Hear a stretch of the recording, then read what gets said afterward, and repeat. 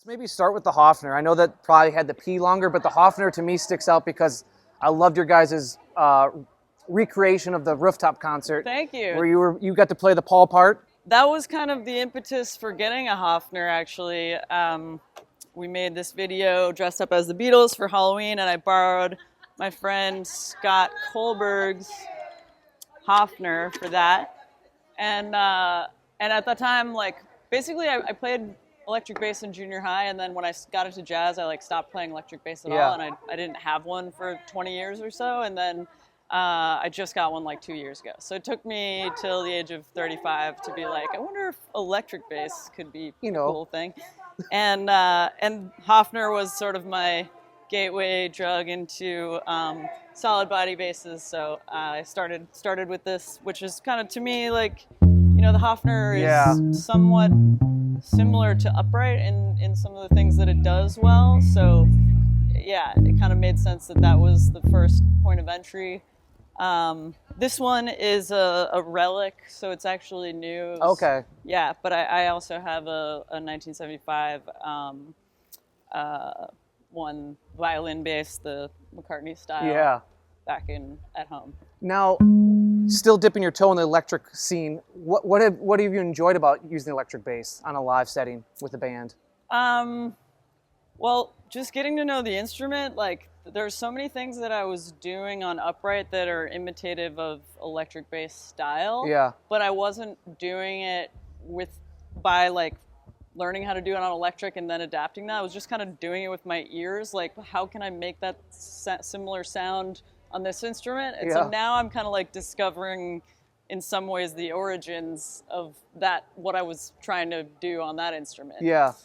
Which has been really cool. And yeah, I love the range of tone that you can get out of electric basses, like playing close to the bridge or playing up here and playing with a pick, playing with your thumb. Like, there's just this whole world of choice on electric that is like different than upright.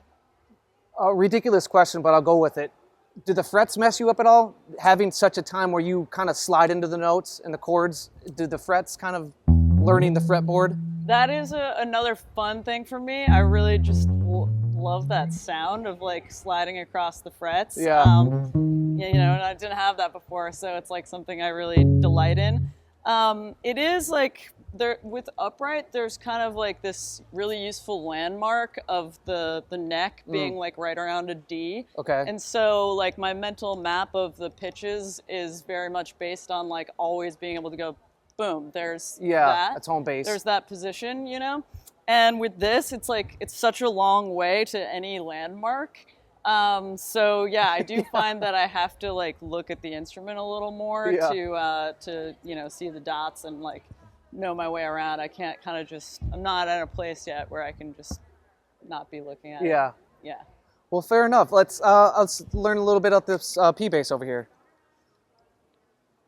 Now, when you're going through the night and you are picking up for electric songs, is there a choice that you're making, or is like the Hoffner versus the P a backup, or they both get stage time, or how's that work for you? This bass is actually new to me and new to the tour. Like, I just got it a couple months ago. This is its first tour. Okay.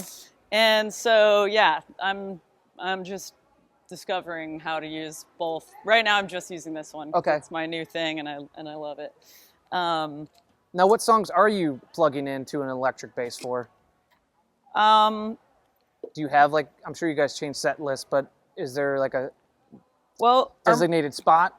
Yeah, our most recent recording was this covers record called Fun Machine, the sequel, and that one I did all on Hoffner. Okay. So that one I do mostly those songs live on Hoffner too.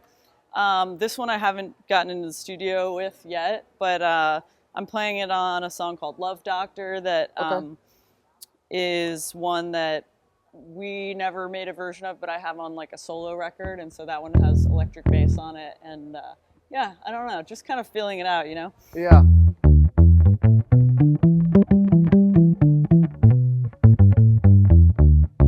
Now, you mentioned the Hoffner was a relic. Is this a relic as well, or is this an older bass? This is a 1975. Okay. Yeah. I picked this up in Seattle. It's a good story. Let's hear it. Well, so I wanted to go to this particular shop in Seattle because John Osborne had a P bass from there that I really loved, and he recommended this shop.